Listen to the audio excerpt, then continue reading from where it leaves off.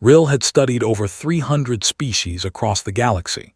She had documented the hunting patterns of the Vex beasts on the frozen moons of. She had watched the massive sand creatures of swallow entire ships whole.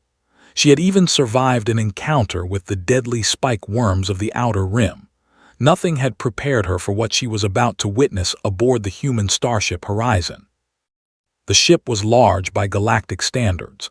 It carried over 2,000 humans across the vast emptiness of space.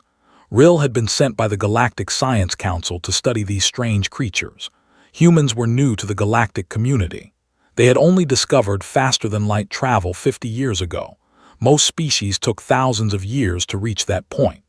Humans did it in less than 300 years after their first powered flight. This fact alone made them interesting to study. Rill floated through the corridors of the ship. Her body was shaped like a large jellyfish with 6 thin tentacles. Her skin was pale blue and almost see-through. 2 large black eyes sat on top of her round head. She moved by pushing air through small holes in her body. It made a soft whistling sound as she traveled. The humans stared at her as she passed. Some of them smiled. Others waved their strange 5-fingered hands at her. Rill found their behavior odd. On most worlds, creatures avoided eye contact with strangers. It was a sign of possible aggression. But humans seemed to enjoy looking at things directly. She made a note of this in her recording device. Her destination was the living quarters on Deck 7. The Science Council had arranged for her to observe a human family unit. They wanted to understand how humans raised their young. This information was considered very important. A species could be understood best by watching how it treated its offspring. Rill found the door marked with the number 742. She pressed the small button beside it. A soft chime rang inside. Moments later, the door slid open with a quiet hiss. A human female stood in the doorway. She was tall by Rill's standards, with black hair pulled back behind her head. Her skin was a warm brown color, and her eyes were dark and round. She wore a simple uniform with the symbol of the Horizon on her chest. "You must be the researcher," the human said. Her voice was pleasant but firm. "I'm Lieutenant Park, please come in." Rill floated inside the small living space. It was simple but comfortable. There were soft chairs, a table, and several screens on the walls showing images of green landscapes and blue water. Rill recognized these as pictures of the human home world, Earth. "Thank you for allowing me to observe your family unit," Rill said through her translator device. "The Science Council is very grateful." Smiled. It was a strange expression where humans pulled their lips back to show their teeth. Rill knew this was meant to be friendly, but it still made her nervous. Showing teeth was a threat display in most species. "It's no problem," said. "My son and I are happy to help. Just try not to scare him with any sudden movements." Son, that meant offspring. Rill felt a wave of excitement. She was about to see a human juvenile for the first time. Walked to a small enclosed area in the corner of the room. It had high walls made of soft material. Inside, something moved. Rill floated closer to get a better look. What she saw made her freeze in place. The creature inside was small, very small. It could not have been more than half a meter in length. Its body was soft and round, covered in pale skin. A small amount of black hair grew on top of its oversized head. Its eyes were large and dark, taking up a significant portion of its face. Those eyes were currently fixed on Rill with an intensity that made her tentacles curl inward. "This is my son," said proudly. "He's 6 months old." 6 months. Rill did a quick calculation in her head. That was barely half a standard galactic year. This creature was incredibly young, and yet those eyes tracked her every movement with perfect precision. Rill activated her recording device and began to speak quietly. Subject appears to be in early developmental stage. However, visual tracking ability is remarkably advanced. The eyes follow moving objects with the accuracy of a trained hunter. This is unusual for such a young specimen. Made a sound. It was a high-pitched noise that came from deep in his small chest. His tiny mouth opened, revealing pink gums with no teeth. His hands, impossibly small with 5 perfect fingers each, reached toward Rill. "He likes you," said with another teeth-showing smile. Rill was not so sure. She had seen predators reach for prey in exactly the same way. The grabbing motion was unmistakable. This infant was attempting to capture her. "May I ask," Rill said carefully, "why does he make that reaching gesture?" Laughed. It was a strange barking sound that humans made when they found something amusing. "He wants to touch you. Bobbies are curious about new things." Curious? Rill knew that word. It meant wanting to learn about something. But she also knew that curiosity in predators often led to hunting behavior. They were curious about their prey before they consumed it. She watched as reached into the enclosed area and lifted into her arms. The infant immediately grabbed onto her uniform with his small fingers. His grip was strong, very strong. Rill could see the fabric pulling tight under his grasp.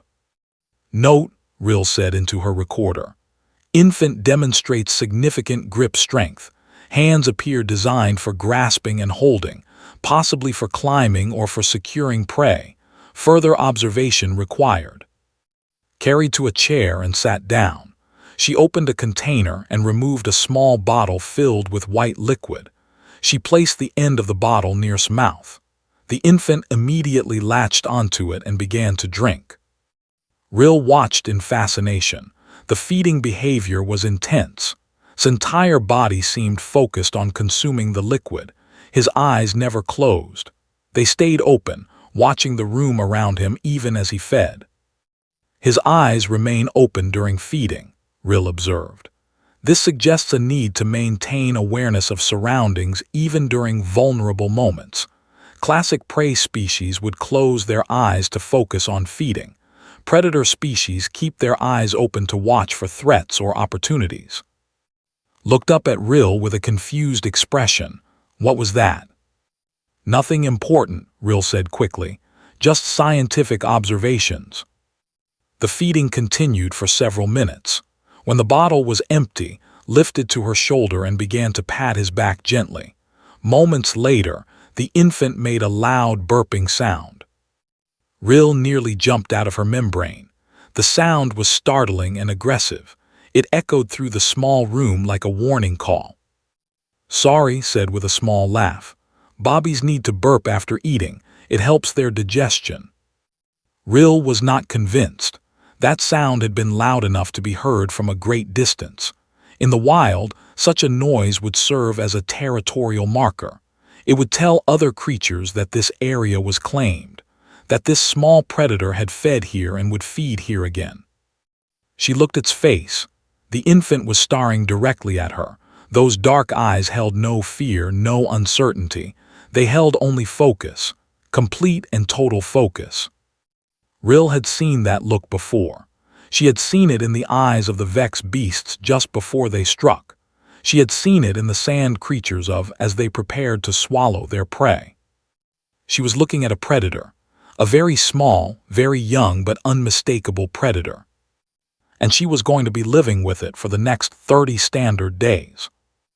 Rill swallowed hard and prepared herself for the longest research assignment of her career.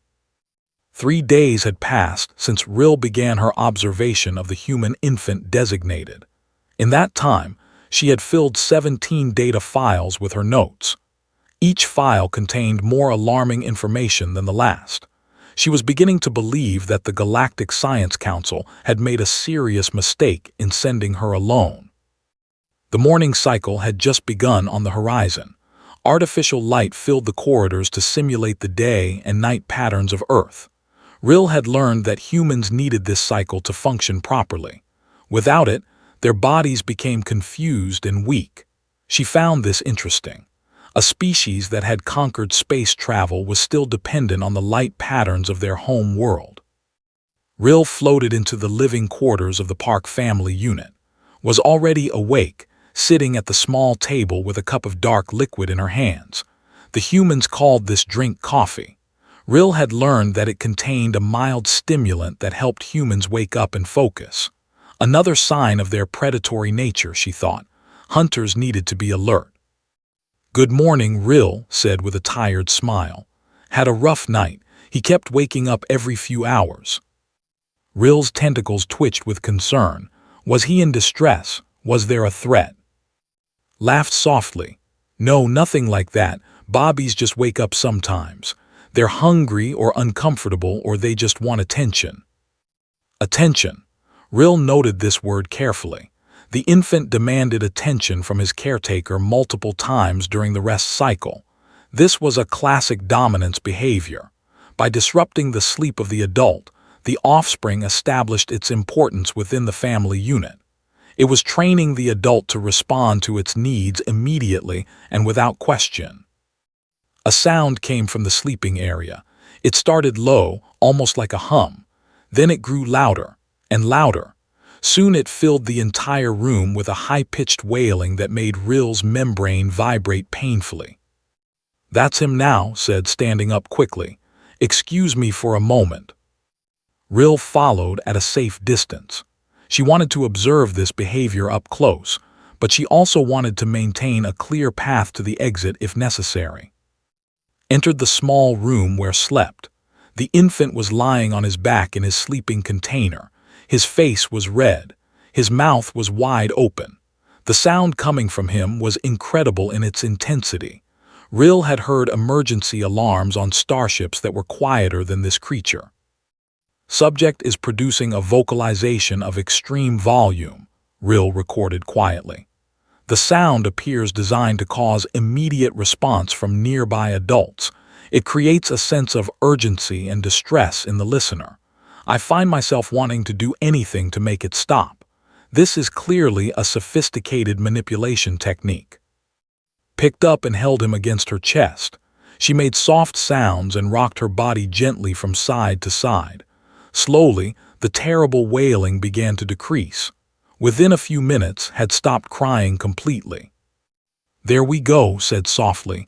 "That's better, isn't it?" His response was to grab a handful of his hair and pull it toward his mouth. "Ow, ow, ow," said, carefully removing her hair from his grip. "No eating mommy's hair, little one." Rill watched this exchange with growing alarm. The infant had used his distress call to summon the adult.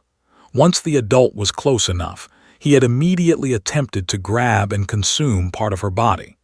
The fact that he chose hair instead of flesh was likely only because his teeth had not yet developed. She recorded her observations. Infant uses vocalization to lure adult into close range. Once contact is established, infant attempts to feed on adult. Behavior is consistent with parasitic predator species. The adult appears unaware of the danger she is in. Carried back to the main room. She placed him in a small seat that was designed to hold his body upright. Sat there, looking around the room with his large, dark eyes. His gaze stopped on Rill. Rill felt her membrane tighten. Those eyes were watching her, evaluating her. She was certain of it. "Would you like to hold one of my sensor probes?" Rill asked, deciding to test the infant's behavior. "It might help with my research." She extended one of her tentacles, holding a small silver device at the end. It was a standard scanning tool, harmless and lightweight. She moved it slowly toward. The infant's eyes locked onto the probe. His small hands reached out. His fingers opened and closed with anticipation. Rill moved the probe closer, just within reach. Grabbed it. The grip was immediate and total. All 5 fingers wrapped around the probe with surprising force. Rill tried to pull it back but held on. She pulled harder. The infant's grip did not weaken. "He really likes that," said, not seeming concerned at all. Rill pulled with all her strength. There was a cracking sound. The probe broke in half, one piece remaining in his hand. "Remarkable," Rill breathed. "The infant has just destroyed a scanning probe rated for deep space conditions. The device was designed to withstand pressure of up to 50 atmospheres. The infant crushed it with his bare hand." looked at the broken piece of equipment in his grip. Then he did something that made Rill's entire body go cold. He put it in his mouth. No, no, no, jumped forward and pulled the broken probe from his mouth. We don't eat things that aren't food, sweetie. His face began to turn red again. His lower lip pushed outward. A terrible sound began to build in his chest. Rill recognized the warning signs immediately. He is going to produce the vocalization again. And he did. The wailing returned with full force. Rill backed away toward the wall. The sound was even more intense than before. It seemed to contain anger this time, real anger. The infant was furious that his prey had been taken from him. Tried to calm him. She rocked him. She made soft sounds. She offered him different objects to hold. Nothing worked. Continued to scream with a determination that was terrifying to witness. I'm going to try giving him a different toy, said, raising her voice to be heard over the crying. She handed a soft object shaped like a small animal, grabbed it and immediately threw it across the room. It hit the wall with a soft thump. Subject demonstrates throwing capability, Rill recorded with awe. The projectile achieved a distance of approximately 3 meters. For a creature of his size and developmental stage, this represents exceptional upper body strength. In the wild, this ability would be used to hunt small prey or to defend territory. Picked up the thrown toy and offered it again, threw it again. This happened 4 more times before gave up and put the toy away. He's in a mood today, she said apologetically. A mood. Rill had heard humans use this word before. It seemed to describe a temporary change in emotional state, but what she was witnessing was more than a mood. This was a display of power. The infant was showing everyone present that he would not be controlled. He would not accept what was offered to him. He would take what he wanted, and he would destroy anything that got in his way. Finally, after what felt like an eternity, stopped crying. He simply stopped, as suddenly as he had started. His face returned to its normal color. His body relaxed. He looked up at his mother and made a small cooing sound. His entire demeanor changed. Her tension disappeared. Her face softened. She smiled down at her son with complete adoration. "There's my happy boy," she said sweetly. Rill watched this transformation with scientific fascination. The infant had just demonstrated his control over the adult's emotional state. With a single sound, he could cause her distress. With another sound, he could bring her joy. She was completely under his power, and she did not even realize it. Note for final report, Rill recorded quietly. Human infants demonstrate sophisticated psychological manipulation abilities from an extremely early age. They are capable of controlling adult behavior through a combination of sound, physical force, and emotional bonding. I now understand why humans have become the dominant species on their planet. They begin training for dominance from birth. Turned his head and looked directly at Rill. His dark eyes seemed to hold a knowing quality, as if he understood exactly what she had discovered. Then he smiled at her. His pink gums showed, his cheeks pushed up toward his eyes. It was the most terrifying thing Rill had ever seen. She was living with a monster. A small, adorable, completely unstoppable monster. And the worst part was that the monster knew she knew. 2 weeks into her assignment, Rill had developed a routine. She would wake early, prepare her recording equipment, and position herself in the safest corner of the park family living quarters. From there, she could observe the infant while maintaining maximum distance from his grabbing range. The safety measures were necessary. Rill had already lost 3 sensor probes, 1 data pad, and a significant portion of her confidence. The infant had destroyed each item with the same casual efficiency. He would grab, squeeze, and then attempt to consume. When consumption proved impossible, he would throw the object with surprising accuracy. Today was different. Today had announced something that filled Rill with a new kind of terror. "It's playtime," said cheerfully. Rill did not know what playtime meant, but the way said it suggested something significant. She watched as the human mother spread a large soft mat across the floor of the living area. The mat was covered in bright colors and simple patterns. "Has been learning to crawl," explained. "The doctor says he needs practice time on the floor to develop his muscles." Crawl, Rill accessed her translator database. Crawling was a form of movement where the creature used all 4 limbs to travel across a surface. It was common among many predator species, especially during the stalking phase of a hunt. Placed on the mat, the infant immediately pushed himself up onto his hands and knees, his head lifted. His dark eyes scanned the room like targeting systems. "Look at him go," said proudly. Began to move. His movements were not smooth. They were jerky and uncoordinated, but they were determined. Each push of his hands, each kick of his legs moved him forward across the mat. He was slow, but he was relentless. Rill recorded her observations. Subject demonstrates locomotive capability using quadrupedal motion. While currently inefficient, the determination displayed suggests rapid improvement is likely. The head remains elevated during movement, allowing for constant visual scanning. This is classic pursuit predator behavior. Crawled to the edge of the mat. He stopped there, looking at the floor beyond. Then he looked up at Rill.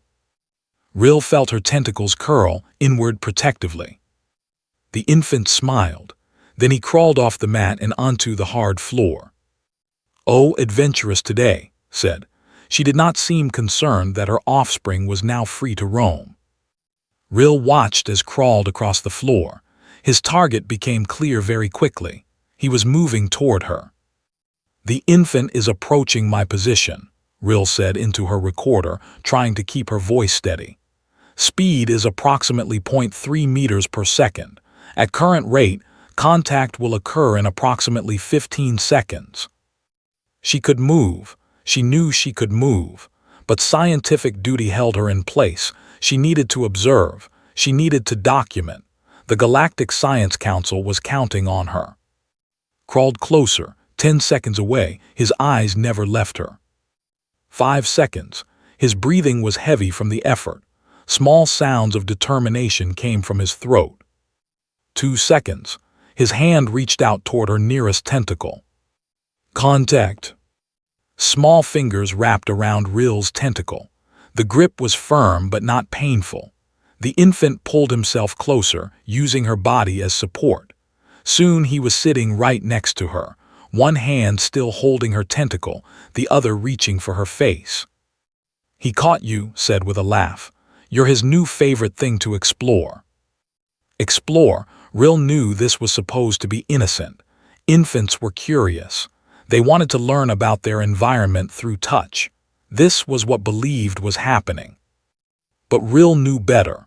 She could see the calculation in those dark eyes. The infant had selected her as a target. He had pursued her across the terrain. He had captured her. Now he was examining her, learning her weaknesses, preparing for whatever came next. His hand touched her face. His fingers pressed against her membrane with surprising gentleness. He patted her cheek. He touched her eyes. He grabbed at her eye stalks with curiosity. "Careful, sweetie," said, moving closer. "Be gentle with our guest." Ignored his mother completely. He was focused entirely on Rill. His examination continued. He touched her mouth. He pressed on her breathing holes. He squeezed her tentacles one by one, testing their strength. "Subject is conducting a systematic physical assessment," Rill recorded, her voice barely above a whisper. "He is identifying potential weak points. The eyes, the breathing apparatus, the manipulating limbs, all are being.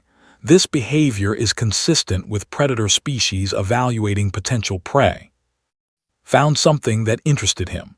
One of Rill's equipment pouches was attached to her lower body. It contained various tools and supplies for her research. The pouch was sealed with a magnetic clasp that required a specific touch pattern to open. The infant grabbed the pouch. He pulled at it, the clasp held. His face showed concentration. He pulled again, harder, still nothing. Then he did something remarkable. He stopped pulling. He looked at the clasp closely. His small fingers touched the magnetic surface, feeling its shape. He pressed different parts of it, testing responses. After 30 seconds of examination, found the release pattern. The pouch opened. Rill stared in disbelief. The infant has just solved a puzzle lock designed for adult operators. The lock requires a specific sequence of 3 touch points activated in the correct order. He solved it through experimentation in less than 1 minute. Problem-solving capability is off the scale for his developmental stage. Reached into the open pouch and pulled out a nutrition bar. It was Rill's emergency food supply, specially formulated for her species. It was wrapped in metallic packaging. "That's not for you, sweetie," said, reaching for the bar. Pulled it away from her, his grip tightened, his eyes narrowed. Rill recognized the expression. It was the same look she had seen on the faces of predators defending their kills. The infant had claimed this object. He was not going to surrender it. "Give that to Mommy," said firmly. The warning cry began to build. That terrible sound that Rill had come to fear more than anything else in the galaxy. Backed off immediately. Okay, you can hold it for a little while." Rill watched this exchange with scientific interest. The infant had successfully defended his claim. The adult had submitted. The hierarchy was clear. Examined his prize. He turned it over in his hands. He shook it. He bit at the packaging with his gums. When the metallic wrapping did not yield, he threw the bar across the room in frustration. "All done with that?" asked, picking up the bar. "Good choice, that wasn't food anyway." But had already moved on. He had released Rill's tentacle and was crawling toward a new target. There was a small light on the wall that blinked on and off to indicate air recycling status. Was fascinated by it. He crawled to the wall and sat beneath the light. He reached up toward it. His fingers could not reach, but he tried anyway. He stretched his small body as far as it would go. "He wants the light," explained. "He loves anything that blinks or moves." Loves, that was one interpretation. Rill had another. The infant was attracted to movement and light because these things indicated life. Living things moved. Living things had energy. The infant was drawn to potential prey. Unable to reach the light, did something unexpected. He looked around the room. His eyes found a small storage container nearby. He crawled to it. He pushed against it. The container moved slightly. "Oh my goodness," said. "Is he trying to push that closer to the wall?" He was attempting to move the container so that he could climb on it and reach the light. At 6 months old, he was demonstrating tool use. "Note for urgent classification," Rill said rapidly. "Infant is displaying tool-using behavior. He is manipulating his environment to achieve a goal that is beyond his physical reach. This level of cognitive development should not be possible at this age. I am observing a creature of exceptional intelligence and problem-solving ability." Picked up before he could complete his plan. "Nice try, little engineer, but Mommy doesn't want you climbing on things yet." Complained loudly. His arms reached toward the light. His legs kicked with frustration, but held him firmly. "How about we play with some safe toys instead?" suggested. She carried back to the mat and placed several soft objects around him. Blocks, rings, and various shapes in bright colors. Looked at them with obvious disappointment. These were not the objects he wanted. But then something changed. Picked up one of the blocks, he examined it. He threw it at the wall. It bounced and hit the blinking light. The light flickered from the impact. His eyes went wide with delight. He grabbed another block and threw it. This one missed. He threw another, a hit. Another miss. Another hit. "Wow, he's got good aim," said, watching her son. "Must get that from his father. Mean you was on the basketball team in school." Good aim. Rill's species did not have a sport called basketball, but she understood the concept. Humans threw objects at targets for recreation. This meant they practiced throwing skills regularly. They refined their ability to hit distant objects with precision. They trained themselves to be better hunters. And they started this training when they were 6 months old. Rill looked at the infant who was now happily throwing blocks at the wall. Each throw was slightly better than the last. He was learning, adapting, improving. By the time this creature was fully grown, he would be unstoppable. Rill began to understand why humans had spread so quickly across the galaxy. It was not despite their long childhood development period. It was because of it. They used those years to train their young in every skill needed for survival. By the time a human reached adulthood, they had decades of practice in hunting, problem-solving, and physical combat. The universe had never seen a species like this before. And they thought it was all just playing. 3 weeks had passed. Rill was exhausted in ways she had never experienced before. Her membrane had lost some of its color. Her tentacles moved slower than usual. She had not slept properly since arriving on the horizon. The reason was simple: did not sleep through the night. Every few hours, the infant would wake and produce his terrible cry. The sound would fill the living quarters and spread into the corridor beyond. Rill had tried using sound-blocking equipment. It did not help. The frequency of the human infant cry seemed designed to penetrate any barrier. Today was a special day, had explained. His father was returning from his work shift. He had been assigned to the engineering section for the past week, working on repairs to the ship's secondary power systems. Now he was coming home. Rill positioned herself in her usual corner and waited.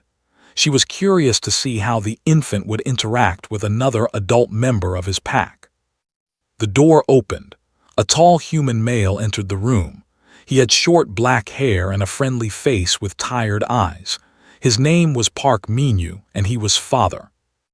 "I'm home," Minyu announced cheerfully. Who had been sitting quietly on his mat immediately reacted. His head turned toward the sound.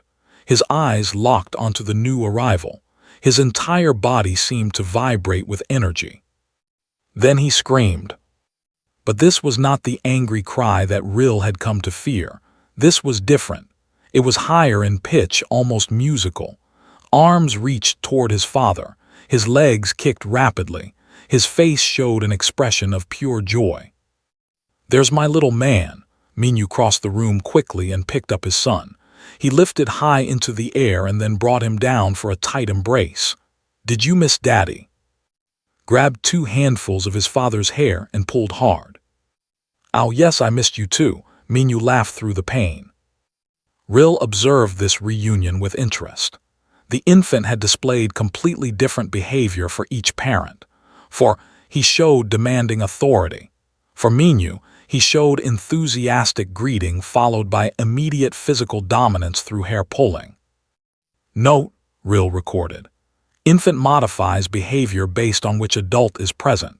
This suggests advanced social awareness and the ability to manipulate different individuals in different ways. Each adult receives treatment calibrated to achieve maximum control over their actions. Minyu carried to the sitting area and lowered himself into a chair. The infant immediately began climbing on him. Small hands grabbed at his uniform. Small feet pushed against his chest. Was scaling his father like a mountain. "He's gotten stronger," Minyu said too. "Look at him climb." "He's been practicing all week," replied. "He climbed the side of his crib yesterday. I had to lower the mattress." Rill felt her membrane tighten. The infant was now capable of escaping his containment area. This was a significant development. No longer would be limited to the spaces the adults chose for him. He could now move freely throughout the living quarters. The species was becoming more dangerous by the day. Reached the top of his father's shoulder and sat there proudly. He looked around the room from this elevated position. His eyes found Rill. "Bah," said, pointing at her. "That's Rill," Minyu said. "She's studying our family for the Science Council." "Bah," repeated more insistently. Minyu laughed. "I think he wants you to come closer. He likes showing off when he's on top of something." showing off, displaying from an elevated position, classic dominance behavior. The infant was demonstrating his control over his environment. He had conquered the largest creature in the room and was now surveying his territory from the highest point available. Rill did not move from her corner. His expression changed. His joy turned to frustration. His mouth opened. The warning sound began. "Uh-oh," said. "Better go say hello, Rill. He doesn't like being ignored." Rill floated forward reluctantly. She stopped at what she considered a safe distance. "Hello, small human," she said through her translator. Considered this for a moment. Then he leaned forward, arms reaching, and began to fall off Minyu's shoulder. Minyu caught him easily, as if he had expected this exact move. "Careful there, buddy. Don't dive at the nice alien." Dive. Rill felt the blood equivalent in her body run cold. The infant had just attempted to launch himself at her from an elevated position. In the wild, this would be an attack strategy. Predators often dropped onto prey from above. "He just wants to be held," explained. "He's very social." Social? That was what they called it. Rill called it pack hunting behavior. The infant was trying to get all adults to hold him, to carry him, to include him in their group movements. By doing this, he ensured that he was always at the center of the pack's attention. All resources and protection would flow to him first. Minyu stood up, still holding. "Should we show our guest what else you've learned this week?" Nodded excitedly. "Oh yes, Rill, you're going to love this." They positioned on the floor in a standing position. Minyu held his hands from behind, supporting his weight. His legs straightened. He was standing upright. "Watch this," Minyu said. He slowly released hands. The infant wobbled. His arms shot out to the sides for balance. For 3 full seconds stood on his own. Then he collapsed forward into a controlled fall, catching himself on his hands. The humans cheered as if this was a great accomplishment. Rill was horrified. "Note for immediate council attention," she recorded urgently. "Infant is developing bipedal capability. Within a matter of months, he will be able to walk upright.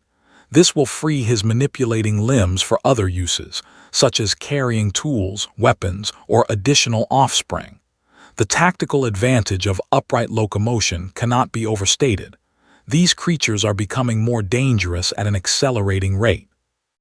Encouraged by the cheering, attempted to stand again. This time he managed 4 seconds before falling, then 5 seconds, then 6. He was learning in real time. Each attempt improved upon the last.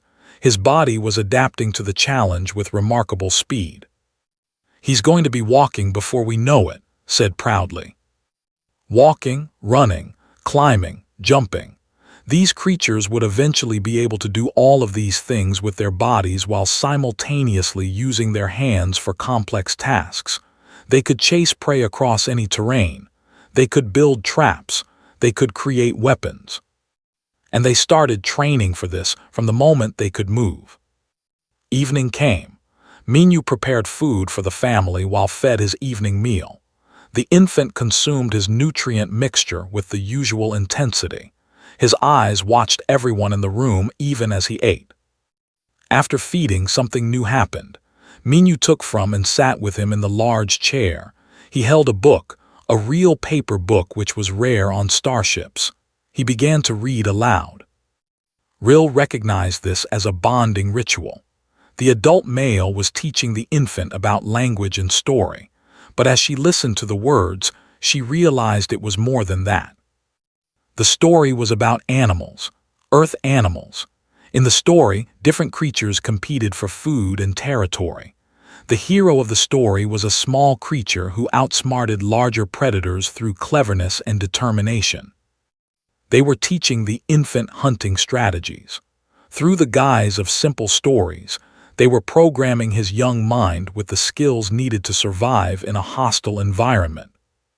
Listen to every word. His eyes followed the pictures in the book. He pointed at animals and made sounds. Minyu responded by naming each creature and describing what it did. Lion, big cat, Very strong, he catches zebras. Ba pointed at the lion. Yes, that's right. The lion is the king of the jungle, but even the lion has to be careful. See this. Minyu turned the page. The elephant is bigger than the lion. Size isn't everything. Strength isn't everything. You have to be smart. Rill understood now. These reading sessions were training programs disguised as entertainment.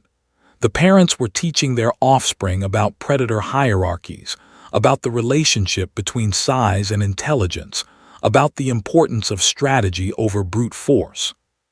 By the time this infant reached adulthood, he would have absorbed thousands of these lessons. He would understand hunting, defense, territory, and social dynamics on an instinctive level. The book ended, was getting sleepy. His eyes were closing, his body relaxed in his father's arms. Time for bed, little warrior, Minyu said softly. Warrior, he called his infant a warrior. Not as a joke, not with irony, he said it with pride. Rill watched as the humans carried their offspring to his sleeping area. They changed his covering. They sang soft songs to him. They told him he was loved and safe, and that tomorrow would bring new adventures. Tomorrow would bring new training, Rill corrected mentally. Tomorrow the infant would practice crawling and standing and throwing and grabbing. He would learn more words and concepts. He would grow stronger and smarter and more capable. And his parents would encourage every step of his development, completely unaware that they were raising an apex predator. Or perhaps, Rill thought with a chill, they were completely aware. Perhaps this was exactly what they intended. The humans returned to the main room after was asleep. They sat together on the small sofa, talking quietly about their days. They held hands. They laughed at shared memories. Thank you for letting us participate in your study, said to Rill. We hope our family has been helpful for your research. Helpful, yes. The research was proceeding beyond Rill's expectations. She had gathered enough data to fill an entire library archive. The Galactic Science Council would be studying her findings for generations. You have been most informative, Rill replied carefully. Really likes you, Minyu added. He always looks for you when he wakes up in the morning. Looks for her, like a predator looking for familiar prey. Rill forced herself to remain calm. I am honored by his attention, she said. The humans smiled at her with genuine warmth. They had no idea how terrifying their words sounded to her. They thought they were being kind. They thought they were sharing their family with a curious alien researcher. They did not understand that Rill now knew the truth about humanity. They did not realize that her report would change how the entire galaxy viewed their species. Humans were not just intelligent tool users who had stumbled into space travel. They were something far more significant. They were the universe's most sophisticated predators. And they created more of themselves through a process so natural, so disguised as ordinary family life, that even they did not recognize it for what it was. The galaxy was not prepared for this knowledge. Neither was Rill. The 30th day had arrived. Rill's assignment aboard the Horizon was officially complete. She had spent one full standard month observing the human infant designated. In that time, she had filled over 200 data files with observations, recordings, and analysis. Her report to the Galactic Science Council was ready for transmission. She floated in the communications center of the ship, preparing to send her findings. The room was quiet except for the soft hum of equipment. Through the viewing window, she could see the endless stars of space stretching into infinity. Somewhere out there, the council was waiting for her report. They had no idea what they were about to receive. Rill read through her summary one final time. Classification Report, Human Infant Development Study. Subject, Park, male, 7 months of age at conclusion of study. Initial assessment has been dramatically revised following direct observation. She continued reading. Humans do not give birth to helpless offspring as previously believed. They give birth to apex predators in an undeveloped state. The lengthy human childhood lasting approximately 18 standard years is not a weakness. It is a strength. During this extended development period, human young are trained in physical combat, tool use, social manipulation, strategic thinking, and pack coordination. The report went on. The human infant demonstrated the following predatory characteristics: exceptional grip strength, precise hand-eye coordination, territorial vocalization patterns, pursuit behavior, problem-solving capability, and sophisticated psychological manipulation techniques. All of these abilities were present before the subject reached his first year of life. Rill paused at her conclusion. She had written and rewritten it many times. The words still felt inadequate, but they were the best she could offer. Recommendation to the Galactic Science Council: human beings should be classified as apex predators of the highest order. They are not dangerous despite their young. They are dangerous because of their young. Each generation is carefully trained from birth to be more capable than the last.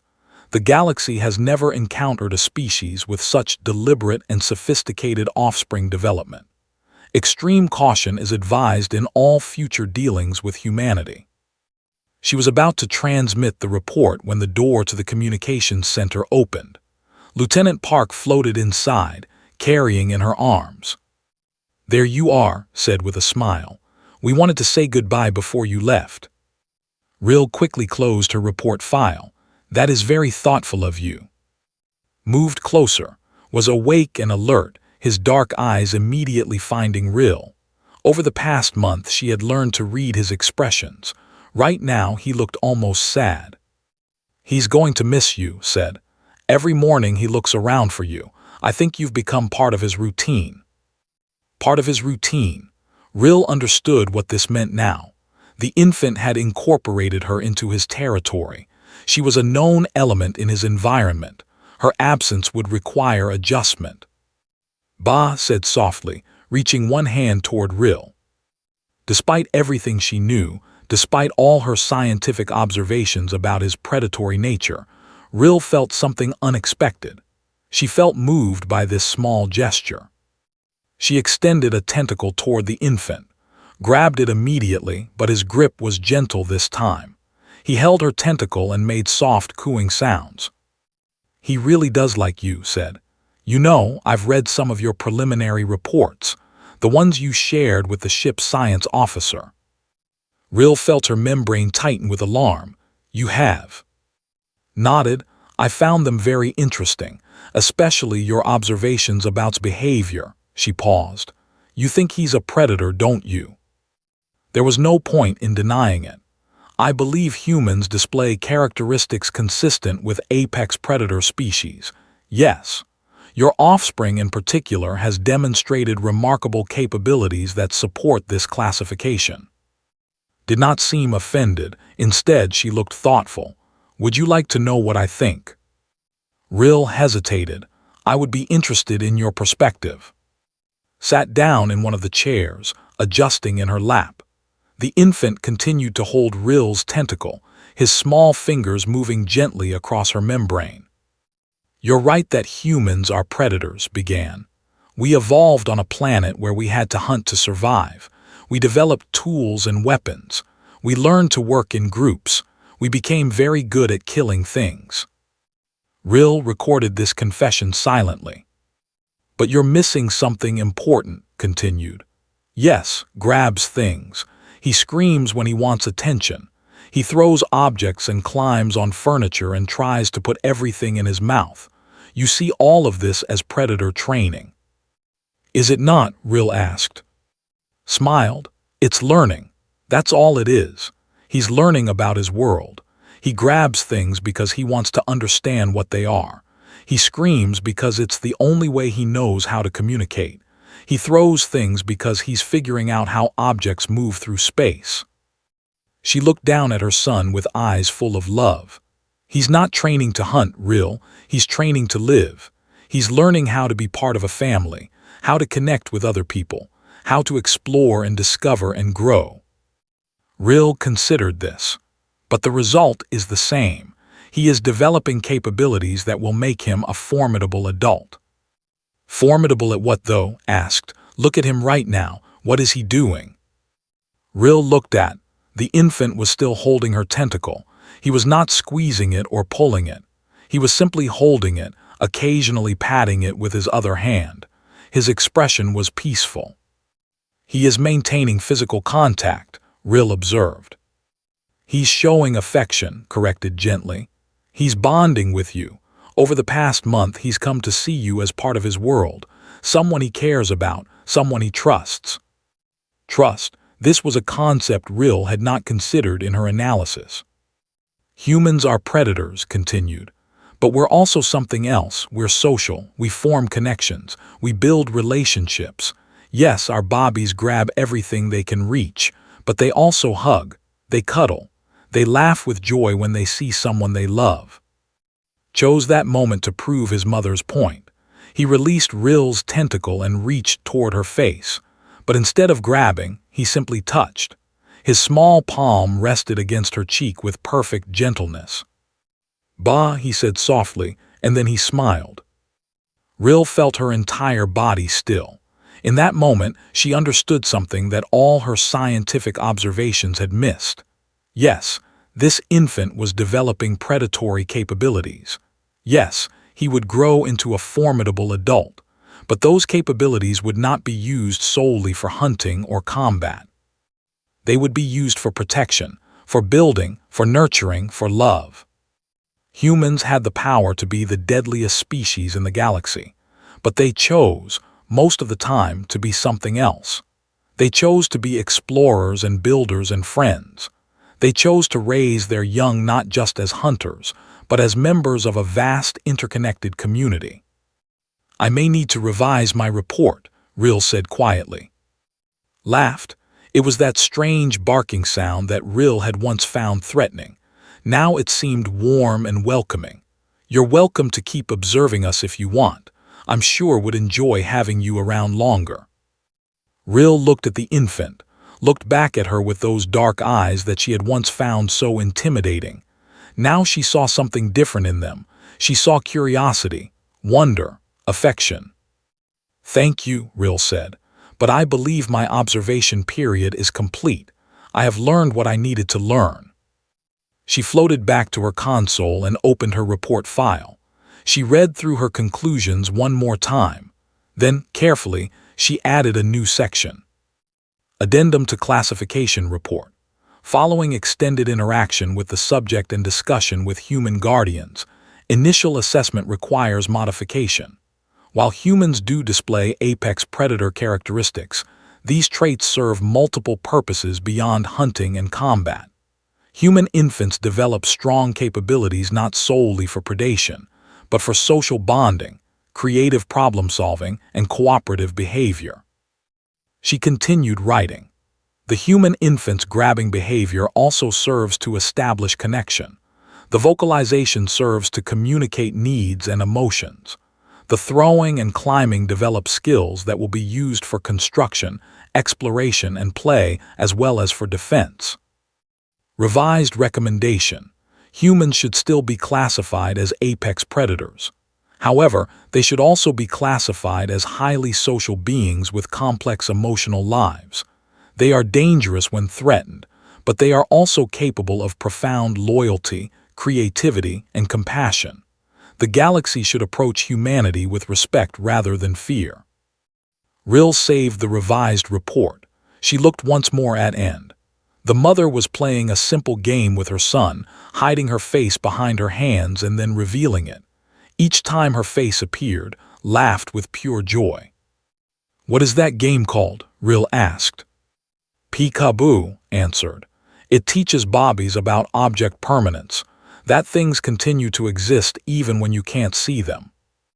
Object permanence. Even their simple games had educational value, but the lesson being taught was not about hunting. It was about understanding the world, about trust, about the reliability of the people who love you. Rill transmitted her report, then she floated toward the door.